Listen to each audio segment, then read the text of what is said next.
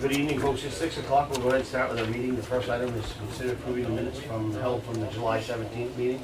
I'd make a motion to approve those and approve the warrant. Sign the warrant. Motion was made, moved, second. All in favor? Thank you. The next one is to propose to carry a forward balance from fiscal year 2012-2013 and approve overdraft for a combined total of $4,985. We have some materials in your packet that provide the numbers for you. One sheet for the balances carried forward, and one sheet for the shorter list of overdrafted departments. You'll see that we're asking to carry forward $259,000. The overdrafts amounted to $4,985, so we did pretty well. This item is a routine one that we bring to your attention each year in August, and Doug and I are here to see if we can answer any questions that you might have, or an explanation in detail if you like, prior to asking you to approve these two lists. There's a couple of my questions about Peter. Like on the fire truck, 60,000. Why are we carrying that forward rather than just putting it in the? Does that mean if we put it in that account, does it mean we're carrying it forward? Is that what this? I mean, yes. I mean, it's yeah.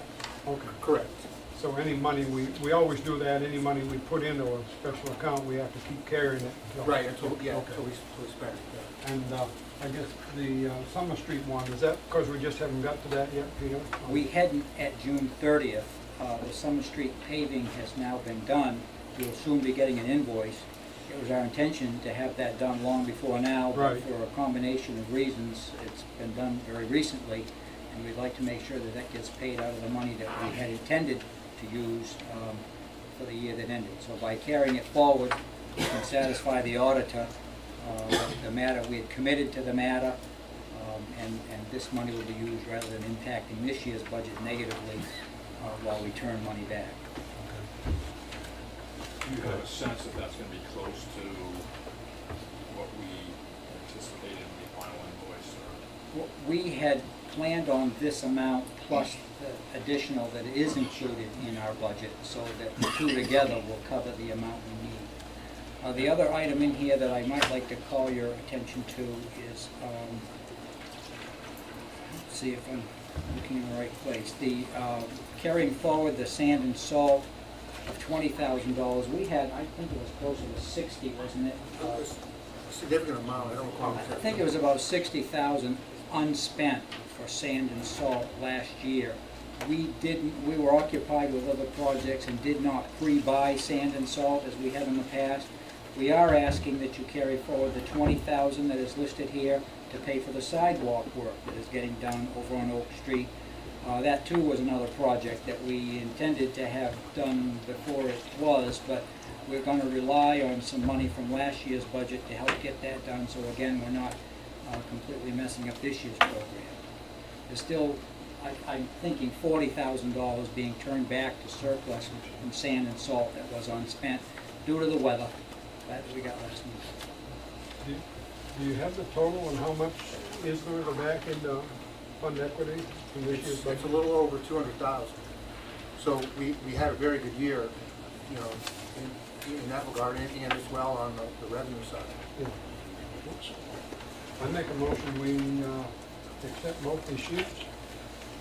The overdrafted, less than $5,000 for the $4 million budget, which is pretty good.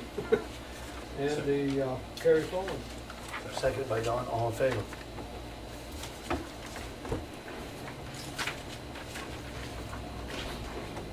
The next item, number 3, is to further discuss the citizens adding the roosters to animal control ordinance to control unwanted noise. May I introduce that? Please, sir. A person had complained about a neighbor's birds earlier in the summer. We had an informal conversation about that. I think the matter came to my attention maybe the day of the last council meeting or whenever it was that we took it up. And we had discussion amongst us that the dog ordinance, animal control ordinance, a one-page document, currently is addressed to dog issues and barking and unwanted noise. We had a conversation about whether that should be extended to roosters, which specifically is the cause of the complaint that the citizen brought. And the discussion wound up being that, well, it's in the country, and because it's a country lifestyle, roosters are something you kind of have to sort of expect when you live in that environment. I communicated that back to the gentleman that I had had the conversation with, and he wished to bring that matter forward again for further discussion and consideration based on the situation that he's trying to live with. Is that a fair summary? That's a fair summary. So my name is Steve Knight. I know people here. And this is the second summer I've been talking like to Kathy Gray, talks to Pat about rooster. Sometimes it's a few hours a day, sometimes it's 10 or 12 hours a day, sometimes it's 5 in the morning. In the summer you have your windows open, so of course you can hear that. It's been 2 years of trying to deal with it. And to me it's a pretty simple solution. You don't outlaw roosters, although a lot of towns have. Look into that, like Waterville. Not advocating that, but just adding it to the animal control. So you say barking dogs / roosters, or anybody who has a dog or rooster that causes a disturbance, and it simply gives the animal control officer the tool to deal with the problem. And a lot of houses in this town are right next to each other, across the street from each other. And these people must have, it's hard to see, but 15 or 20 birds behind their house. They're on a very, very small lot. They have houses across the street, down the street. I talked to a woman last night. She hoped to be here tonight because her daughter had dance in Augusta. She'd get back, but she also gets the odor and the wind blowing in the right direction. But she's been upset by them as well, and some other people. She told me about other people who complained to her about them. So other people are talking about it. So all we're asking is to provide the animal control officer with a tool, not to say you can't have a rooster, but if it's causing a problem, just like a dog, that you address that issue. I mean, in May, when you guys passed the fireworks ordinance, I was really awed. And I don't know about where you live, but with me, from last summer, this summer was night and day in terms of fireworks. Not been an issue this summer at all. I mean, occasionally, but that was addressing a problem and dealing with it. So, I think, it just means adding a couple words to just say, okay, so if there's a problem with the rooster, Pat can deal with it. He has some authority there to make a judgment and deal with it. Whether the people make a reasonable effort to adjust for the benefit of the neighbors. We have a lot of neighborhoods around here, right, which are not rural, and don't live a rural lifestyle. And right now, somebody can do whatever they want to do. Any comments, Mark? Is this just the summertime issue, or is it Well, anytime you do hear it in winter, but obviously with the darkness being much more and more likely to be inside with your window closed, so obviously it's less of an issue. You don't tend to sit out on your porch reading or something like that so much, although I do some. But certainly, the warm weather. do they have more than one rooster? It's hard to tell. I've thought about that. You can't really see back of the house. It's hard to tell whether this crowing's from one rooster or from two. So I really don't know the answer to that question. I would say there's at least a dozen birds, if not more, from what you can see when you just drive by or ride by my bicycle. Don? Two questions, maybe Peter can help us with. Do we have a sense of how many farm areas or other areas may in fact have roosters that this could affect, in addition to the neighborhoods where, if somebody lives next to a farm and they're bothered by it, they would call the control officer, and then we go to the farm and say, the rooster's making too much noise. And that would be the conflict of, do we discourage farming? And I don't know if that is a potential at all. The second question is, what would the animal control officer typically do with a dog that barked and didn't stop barking? Well, to answer the first, I could tell you that my recollection would be, and maybe Jan could help me with that, but in the last year, maybe the last 2 years, there's maybe been 2 or 3 chicken-related things that normally the code enforcement officer will get a call. And I know he's had some conversations with various ones trying to address things in a friendly way. I don't think those are necessarily noise issues. I think they have more to do with trespass issues and odor issues.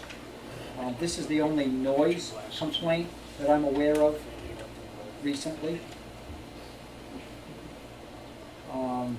The second part of your question again? What is it? If in fact we had an ordinance that said dogs, well, even if we did, a typical response by the animal control officer to a dog barking is probably your dog is barking and it's bothering people and you've got to contain it. If it doesn't get contained, I don't know if we've had situations like that, what is the next remedy?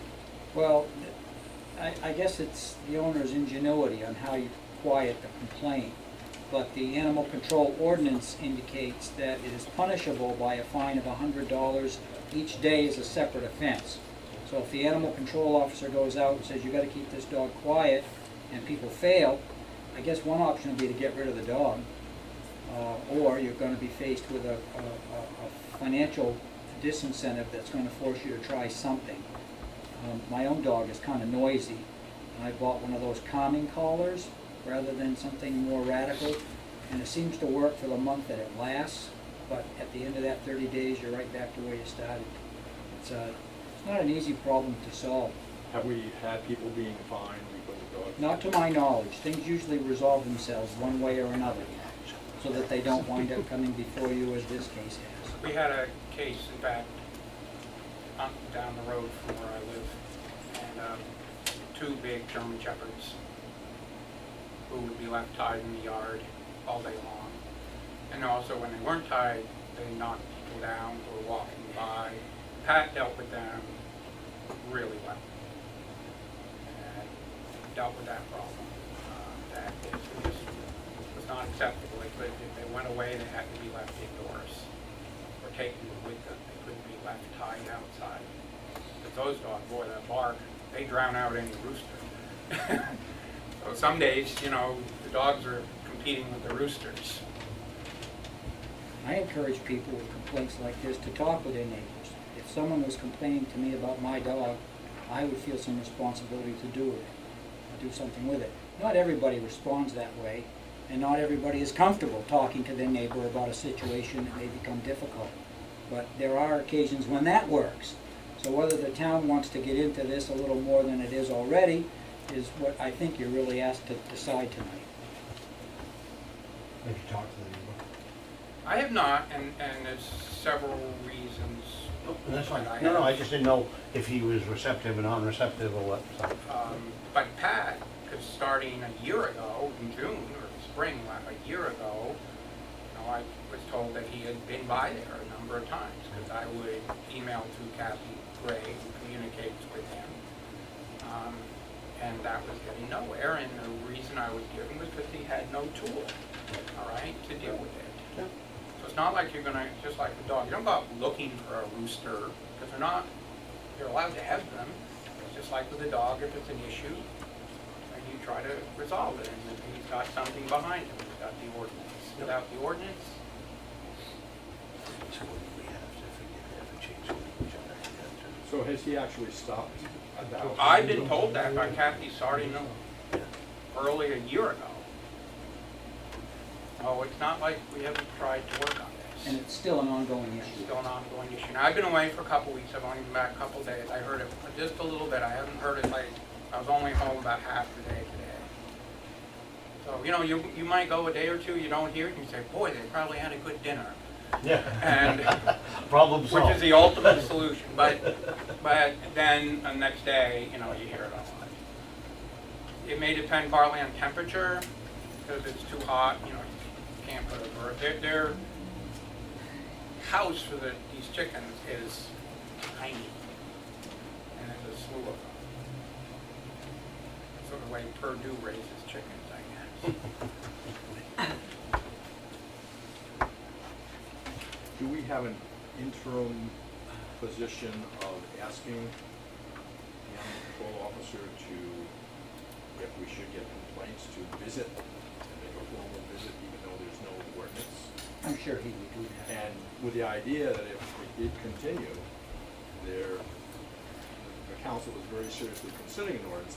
One of my, the only hesitation I would have at this point right now, what I can think of, is that if we do have people who are farming and roosters and chickens, and that's their livelihood, and we put an ordinance in and somebody did complain about their roosters, we'd be basically fining them for having their livelihood. Trying to make a living, I yeah. don't know if we want to, so I guess I'd rather do it without creating an ordinance, but I think we should take whatever action we can, and if that doesn't work, and we get 2 complaints, and he goes both times, and the message could be that if this continues to be a problem, then the council will look into adding it to the noise ordinance. I don't know if there's any commercial I don't chicken either, but I raisers in the town limits or not. know there's some potential Fairfield perhaps where I don't see it. we go. Water Street. No, But I don't. You know, most people, a lot of people, I don't know where they got their chickens, a lot of people go to Agway or someplace, and you get a mixed run. huh? So you're gonna get a few roosters, about 15 chickens, you're gonna get probably 2, maybe 3 roosters. I've raised some just meat birds, which are 7 weeks, and I order them out of state, and I get all hens. It's about 10 cents more a bird, but you know you're getting all hens. Because I don't want roosters in my yard either, even though you only keep them 7 weeks, whether they would crow in that time or not, I don't know, but I don't take a chance, I just order hens. So you don't get the fighting either. So people can still raise all the eggs they want. And if they're in an area where they're out in the country somewhere, and it isn't an issue, no one's saying you can't do it. Just if it is an issue, then it needs to be addressed. And even a farmer, I'm sure, could address it if that really was the case. I doubt it that will happen, but, in terms of keeping them in the barn or keeping them in a different pasture or something like that. So your recommendation is see if we can talk to instead of trying to set an ordinance and limiting our local farmers who are selling eggs, would be ask if we can get a hold of our ACO and ask him or her to explain them that they really need to keep the roosters shut down or quieted down or terminated, for lack of words to say. And if he can't, then we're gonna have to go to an ordinance, and by doing that, we're going to affect a large number of people in town. Happy to try that Can we do that? strategy.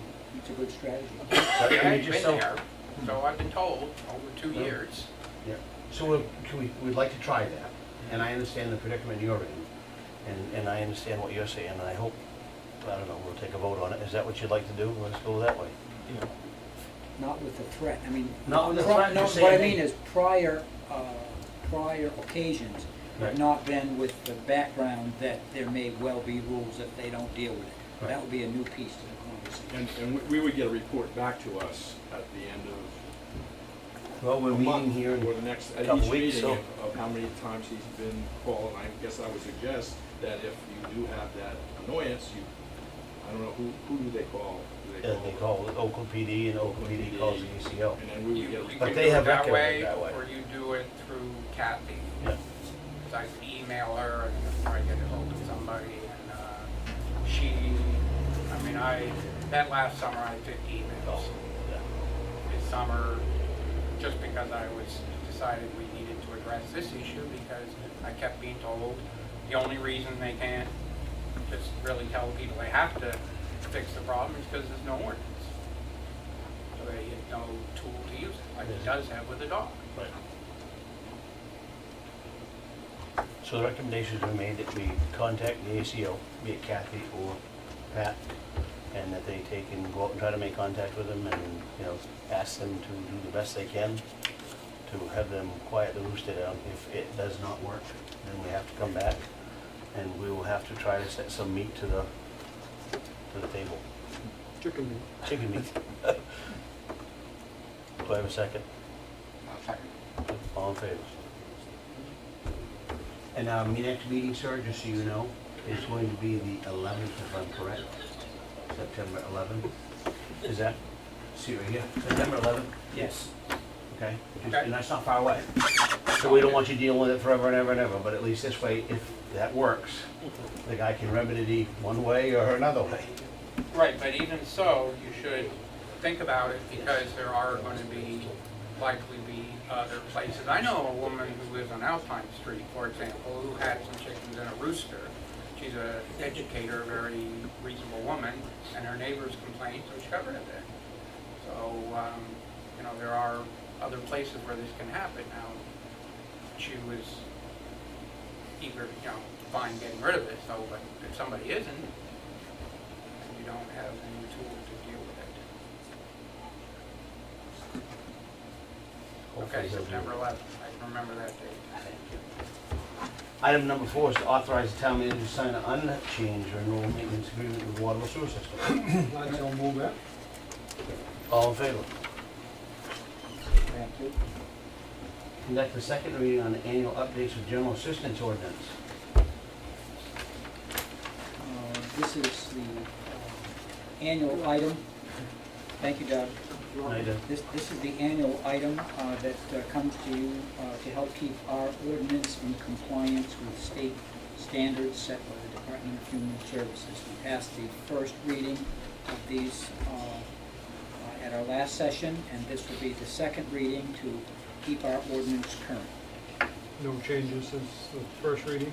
No changes since the first reading. There is a change since last year. They Yeah. adjust these annually. I'd make a motion to accept the second reading of the ordinance. Move second, all in favor? It requires that you sign 2 cover sheets, one for Amendment A and then B through E. And I put the names. Red ink only, right? Yeah. Next. Item number 6, conduct a second reading on amendments controlling public ordinance of prohibiting outdoor smoking in certain areas and gathering points.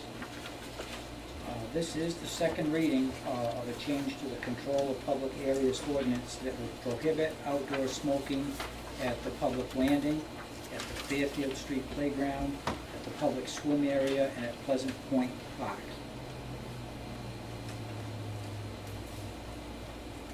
So move. Second. I'm second, okay. Has there been many complaints on this year?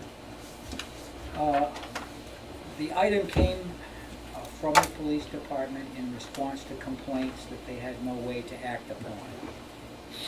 So, I just didn't know how Pleasant Point was this year. Remember last year we were dealing with some late arrivals at night, and taxi cab dropping them off. you're correct, you're absolutely right. I'm not aware of specifics this summer.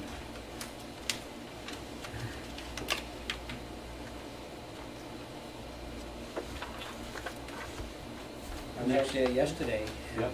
I was out there yesterday, and the litter control was good, pretty good out there for the end of the summer. In general.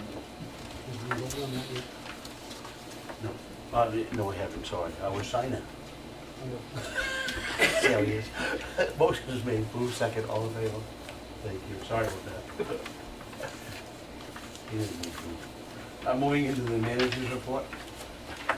Yeah, I put the manager's report together and the agenda together before I realized that this first item here about the fish screen was going to make page 1 of the newspaper, and with pictures and, you know, people in attendance and all of that. But at our last meeting, we had a letter from Messalonski Stream Hydro indicating that when fall came, they would, unless the town objected, was the way it was written, intend to leave the screen in its present position for the majority part of the year. But when the leaves were coming off the trees, they would like to remove sections of the screen so that the leaves could pass and not jam up in the screen and require manual removal. At that meeting, you suggested that we solicit input from the Belgrade Regional Conservation Association and the Friends of Messalonsky Lake. I've heard from those, I've heard from Belgrade Regional Conservation Association that they were not going to get involved with the issue. They were not opposed. They wanted to sort of stay in step with the Department of Inland Fisheries, and they really didn't want to get too much further into it than that. I know that Ned has been working on behalf of Friends of Messalonsky Lake, but I'm not sure what you've come up with for tonight's meeting. Would you like to weigh in for the organization? Or? Yes, I would. This is Steve Schwartz, who is a fish biologist, and Steve's been in the fish business for quite a while, and I'm sure he has some very pertinent comments. But I would also like to ask before we start, is there a representative here from Essex Hydro tonight? Yes, You are. Are you Mr. Locke? I am not. No, Mr. Locke couldn't make it today. I'm a stand-in, I'm sorry to say.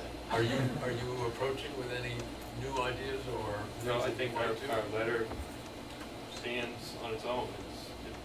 I think it covers all the, put it this way, I helped to edit it, and it was passed around to all of our organization, including the operators, and it clearly spells out what we wish to do. Well, I'd like to just make sure I understand this correctly, because this was a letter that was written earlier. And the company would remove 3 of the 20 sections during the daytime for 8 to 10 weeks during the fall. And the grates would be replaced each evening. That's right. Well, if you're gonna have the manpower to pull the grates and then replace them, why not just clean them? Because they will dirty again as soon as we put them back.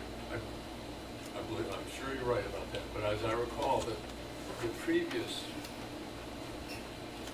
operators with these cleaned them once a day, and that seemed to be sufficient. It is at some times, but there has been a time or two where it's required us to rake them through the night, and that's met with significant unhappiness to the operators who have to stay up all night to keep them clean.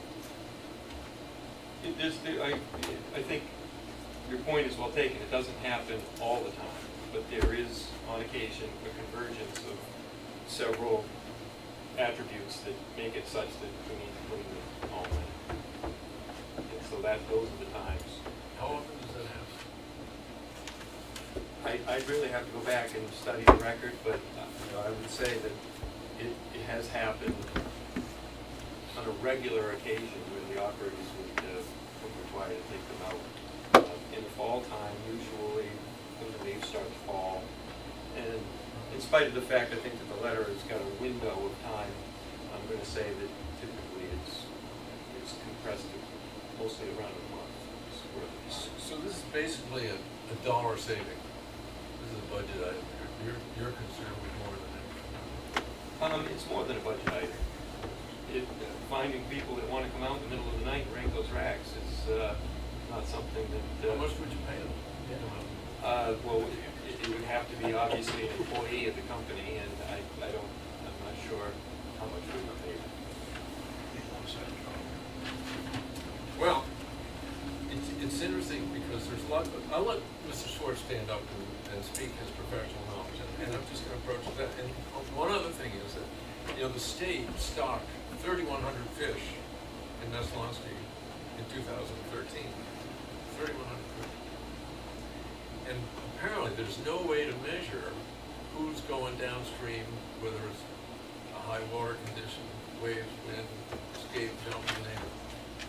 We know that most of the fish do go the other way. They like to be in the incoming water. They're not generally aiming downstream because the salmon supposedly aren't there anymore, although some may have been washed down from Long Pond in Messalonsky. So we could be losing those. But we've got one arm of the state that's collecting money from all of us who are putting fish into the lake. And there's a very strong possibility that those same fish are leaving the lake when the grates are up. But Mr. Schwartz can address this issue about, how long these fish live, which way they're going, et cetera, et cetera. But I would think that maybe there's more we need to know. There's no camera, there's no way of telling who's going up and down. We know nobody's coming up. But if it's merely a matter of money. I'd like to know, well, how much is it costing you? And the other operators have borne these expenses